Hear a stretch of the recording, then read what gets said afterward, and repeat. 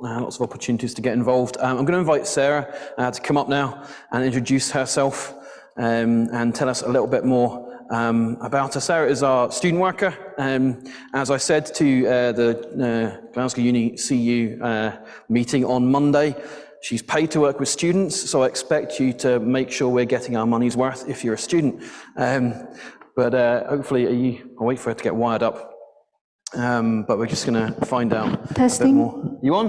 Good. Do you want to, if you clip it on, that'll be okay. You want to clip it onto you, and that way. I haven't done this for pictures. There we go. Can you hear me? Can you hear me? Hello? How's that? I think we're almost there. Gordon will sort out the rest. So, Sarah, do you want to tell us just a little bit about where you're from, first of all? And yeah. I'm from China, Jiangxi province and Ganzhou city, southern part of China. Okay, and so how did you end up in Glasgow? After almost 5 years living and working in Singapore, I decided for my study in Glasgow in September 2013. September 2013, yeah. Excellent. And so you've come to Glasgow as a student. How did you end up actually in Sandyford, and kind of what then led you to become a Christian?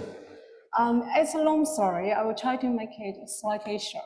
So I used to go to a church called Church Our Savior in Singapore. And my friend and her mother, they invited me to attend church service during the Christmas period in 2011. So that was the first time I attended a church service. So the service, I had a very deep impression about the service. So a lady, she gave me a Chinese English Bible as a gift. And then by the end of the service, my friend's mother, she said, you could pray anything to God, just like speaking to your own father and your parents. So my prayer was, I remember very clear. So, dear God, could you please provide me a better job with better salary so I could save money and further my study in the UK. So that was my prayer, simple and straightforward. And it was just like a miracle. So I received a phone call from Manpower Singapore, so the biggest headhunting company in Singapore, 3 days later after I prayed. And then after 2 rounds interview, I got hired. So they hiring on behalf of Apple corporate head office in Singapore. So I was hired and God answered my prayer and he provided more than I was expected. So I was amazed by God's power and he answered my prayer immediately. So when I arrived in Glasgow in 2013, so I was looking for a church. So I remember I was walking on Buchanan Street in the city center and I saw St. George Shrine. So I walked into the church and the man at the welcoming on door with the welcoming guy. So his name called Alistair Muir. I still remember him.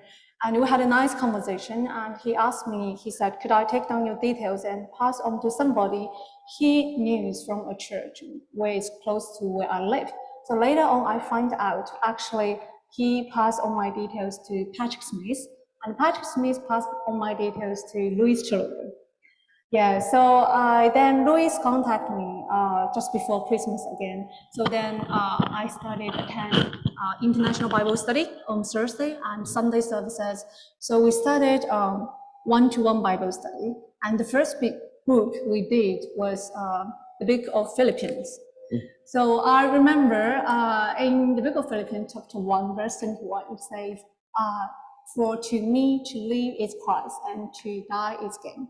So I really had a strong impression by Paul's face because I was asking the same question, how could somebody, have such a strong faith, even though when God puts him into prison?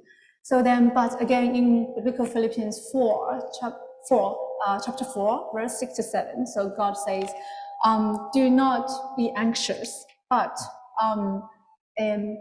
my prayer and petition with thanksgiving, all righteous sentence through understanding, and that will guard your hearts and minds in Christ Jesus. So this verse helped me to overcome almost all challenges at university, at workplaces, and also in my life. But still, there's one verse I didn't quite understand until recent years, which is rejoice. I say it again, rejoice. So how could we rejoice when we face sufferings? How could we rejoice when we having difficult times? And yeah, that was question remained when I was a student, because we are human beings and we have emotions up and downs, and sometimes we wonder, where's God? So, but then later, after 6 months, almost 6 months, so I came to faith. So there was one verse in the book of John 8 says, Jesus is a living water and he's light and his way to lead you to eternal. And I asked myself, do I want to walk in darkness or do I want to walk in the light? So the question was very clear to me, the answer was very clear to me. So I was baptized on 17th April 2014. So that's how I came to faith. And still, when I recall my life to become a Christian, I thank God for bringing people from different places to lead me and guide me and bring me into Sandyford Church family. Yeah, that's how I became a Christian. Just to clarify, you didn't know that I was going to read from Philippians this morning, and I didn't know you were going to talk about Philippians. Okay. That was news to me, so that was fun. Now, you've been our student worker now for a couple of years. Yes. So tell us what that means and a bit about what you do. Okay. Before I answering your question, I want to leave a question to everybody to think. So just imagine when you walk along on the beach, right? When you saw all the shells, would you pick up all the beautiful, big, and without the blemish ones, or would you pick smaller and broken shells? Shell. Yeah, that's my question. Okay, why I ask? Because over the years, in the past, we often organize street store, and during the Christmas time, we give out hot cross buns, right? So for all the conversation I could record in the past, we met so many different people from different parts of the world, students, non-students. And yes, the other day I was having a conversation with Rinjob and Mengyuan. So we said, what if Jesus, he is here, just right next to us. Will he miss anybody? The question is no, definitely. He never has favoritism on, like, depends on who you are, away from what is age, what is your nationality, and what is your skin color. So yeah, so to me, right, I think when I had conversation with people from different parts of the world, some of them, Jesus is their light, but they might lose that sight during difficult times. And for some students and for some friends, their family or a loving community is their support, is their hope. And for others, maybe they're a hobby which will bring them joy or a relationship. But really, when difficult time comes, the only person they need is somebody who can walk beside them in darkness, and they know no matter when, no matter where, the person is not going to leave him or leave her. And this person can only be Jesus, can only be God.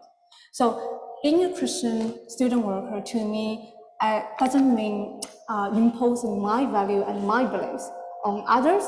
And being a Christian student worker means my value and my belief will always be my driving force, and that will always driven by love, compassion, a desire to serve.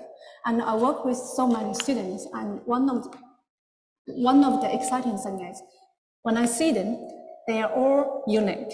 They are all unique child of God and with different gifts given by God and strengths, and I think they all deserve a worthy of dignity and respect. Yeah, and I think lastly, to me, being a Christian means always have to remind ourselves you have to live uncommon and to serve God by serving the people wherever you are. Excellent. Okay, and finally, what is your most favourite thing about working with students at Sandyford? Working with students. Okay, I have so many favorites. Are you going to pick one? Share. No, one. It's so hard. Okay. Lunch is calling. Okay, I think the first and most important is Sandyford is a Bible and prayer-centered church. This is very important. And I will just share two stories, very short. No, you can have one. Just one. Okay, I'll let you do one. Yeah, Yeah, similar, okay. but okay, I'll just pick one. Similar, one student, he was a student, he graduated. So he went to, the first time he came to Glasgow, he went to a church. And then he sat down, he prayed, he said to God, okay, within less than 2 minutes, if nobody spoke to him, he will go to a different church. And then next week, he came to Sandyford. So he was just sitting the seat where Mary bore him Jesus. So he sat down there, and in less than 10 seconds, the lady sitting next to him speak to him, and which is Fiona Wilson. Oh, wow. Yes, so many wonderful stories. I think is not only biblical teaching and prayer, but also the love and then the passion comes from Jesus.